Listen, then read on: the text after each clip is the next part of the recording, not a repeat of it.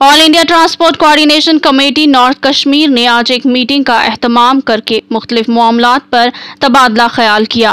इसी दौरान बस मालिकान की एसोसिएशन के सदर ने एक प्रेस कॉन्फ्रेंस से खिताब करते हुए कहा कि एलजी इंतजामिया ट्रांसपोर्टरों के मसाइल पर गौर करे और महामारी के इन मुश्किलात आयाम में इनकी मदद की जाए।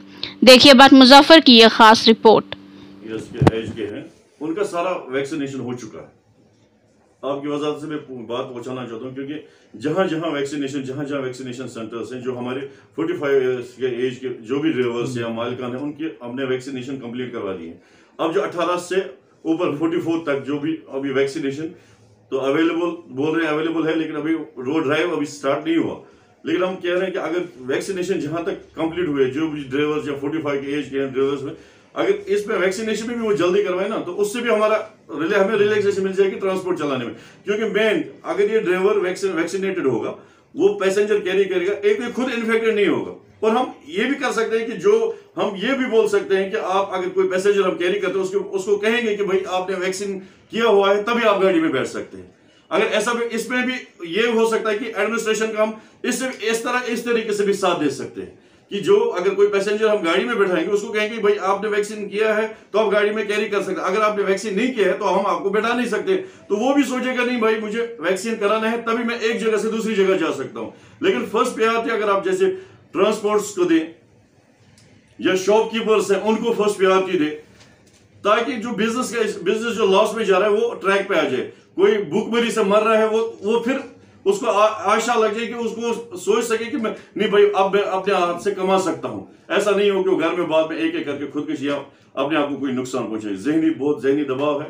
कोशिश करते हैं कि डिस्ट्रिक्ट एडमिनिस्ट्रेशन इस पे फौरी तौर से एक्शन लेंगे। लोगों का मानना ये है प्रायोरिटी बेसिस, अगर विद इन 3 डेज 4 डेज में प्रायोरिटी बेसिस, उसके बाद अगर वो रिलैक्सेशन भी देना चाहे, फिर वो उनको फिर उसमें दिक्कत नहीं आएगी। Relaxation priority based on shopkeepers as well as drivers. Sir, और एक आखिरी सवाल मेरा आपसे ये है, यही बात मैंने आपको पहले ही कहा कि हमारे पीछे भी लोग हैं, वो हमें रात भर सोने नहीं देते कि ये गाड़ियां कैसे चल रही है। वो गाड़ी अगर रेड जोन है, अगर वो चल रही है, अगर एसआरटीसी, अगर जोएलो, अगर सूमो चल रही है, तो चल कैसे रही है अगर बिल्कुल बंद है। हाँ, अगर गवर्नमेंट बोलता कि नहीं इनको इस सोमो को चलनी है या मैक्स कैब को या अदरवाइज और किसी को, तो कोई खर्चा किसी में नहीं। आपको पता नहीं हम किन हालात से गुजर रहे हैं इस टाइम, हम पर कितना प्रेशर आ रहा है। आप देखिए, हमने फोन बंद करके रखे, हमें कंटिन्यूस कॉलें आ रही है कि भाई गाड़ियाँ चल रही है, आप क्यों नहीं कोई बात कर रहे हैं। आपने हमें मतलब अब कैसे मैं बता दूं कि क्या क्या वर्ड्स यूज होते हैं हमारे ऊपर। वो सोच रहे शायद पता नहीं गवर्नमेंट से कोई मिली जुली इनकी बात है, पता नहीं गवर्नमेंट इनको कुछ देता है, इसलिए चुप करके बैठे। करें तो करें, जाए तो जाए किस तरफ। हम इसीलिए परेशान हैं।